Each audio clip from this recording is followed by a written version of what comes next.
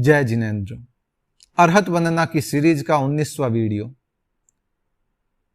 अप्पा काम दुहा धेणु अप्पा में नंदनम वणम।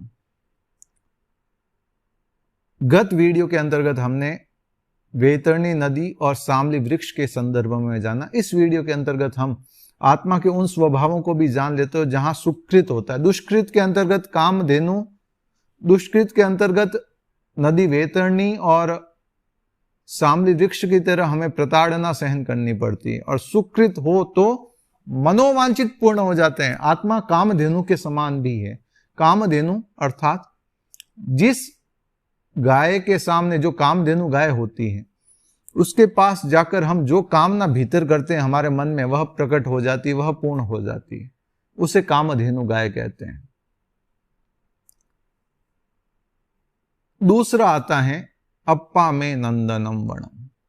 नंदन वन, हमारी आत्मा नंदन वन के समान है। नंदन का अर्थ होता है एक तरह से आनंदित हो जाना।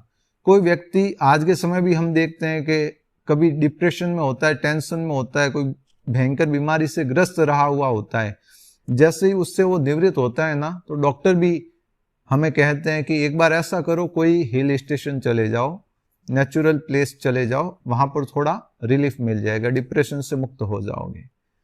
कारण यह होता है कि जैसे ही हम प्रकृति की गोद में जाते हैं, प्रकृति के निकट जाते हैं, तो वहां हमारी मानसिक स्थिति इतनी निर्मल पवित्र हो जाती है, क्योंकि हमारे मन का स्वभाव भी एक तरह से नेचर के अनुरूप ही है। मगर हम जिस आर्टिफिशियल लाइफ में रह रहे, अप्राकृतिक लाइफ में रह रहे, इसीलिए हम डिप्रेशन में चले जाते हैं।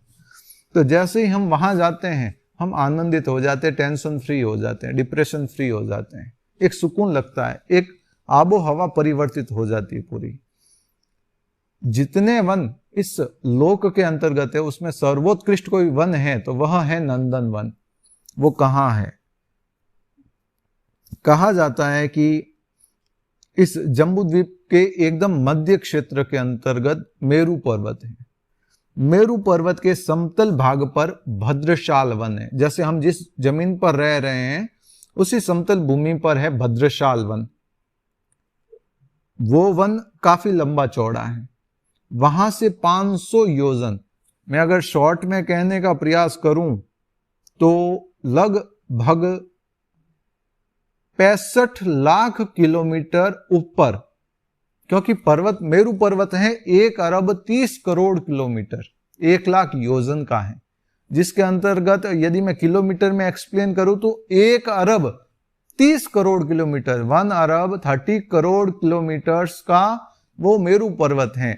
और उस समतल भूभाग से जहां हम रह रहे हैं, वहां से 65 लाख किलोमीटर्स हम ऊपर जाएंगे, तब जाकर वो वन, नंदन वन आता है। काफी लंबा चौड़ा फैला हुआ है, रमणीय स्थल है। वहां प्राय कई देवी देवता आते हैं। इतना उत्कृष्ट स्थल है। वहां की पृथ्वी, वहां का पानी, यहां की आप स्विट्जरलैंड हो, कश्मीर की वादियां हो, सब फैले उसके सामने। यहां की वनस्पति सब फैले, इतनी उत्कृष्ट, वहां की दिव्य अति मनमोहक वनस्पतियां होती है।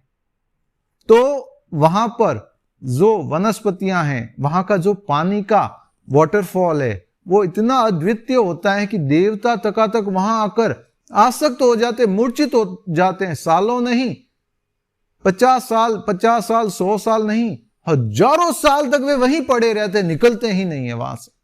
इतने आसक्त हो जाते हैं, मूड हो जाते हैं। इतना उत्कृष्ट पृथ्वी का है अप, और वनस्पति है वहां की।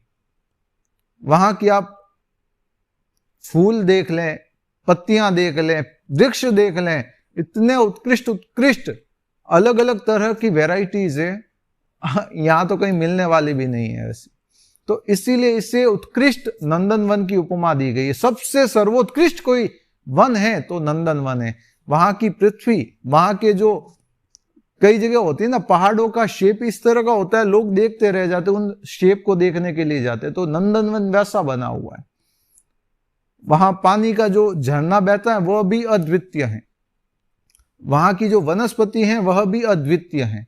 तो ऐसी सारी उत्कृष्ट पराकाष्ठा से युक्त सारी वनस्पति हो या पानी हो या पृथ्वी है, इसी का नाम नंदनवन है। वहां जाते ही आत्मा एक तरह से आनंद से, प्रसन्नता से, हर्षोल्लास से भर जाती है।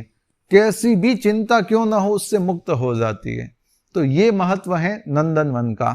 हमारी आत्मा, अगर हम गलत कार्य करेंगे तो वैतरणी नदी सामली वृक्ष की तरह है, और अच्छे कार्य करेंगे तो कामधेनु और नंदनवन की तरह है। आत्मा वही है, हमारी क्रियाओं पर निर्भर है कि हम किस तरह से, कहां, किस और गति प्रगति कर रहे हैं। सही क्रियाएं हैं तो नंदनवन कामधेनु हमारा स्वागत कर रहे हैं, और गलत क्रियाएं हैं तो नरक हमारा स्वागत करिए, जहां वैतरणी नदी भी है, सामली वृक्ष भी है। आपका साधर्मिक जैन नरेश चोपड़ा, बालोतरा, सूरत।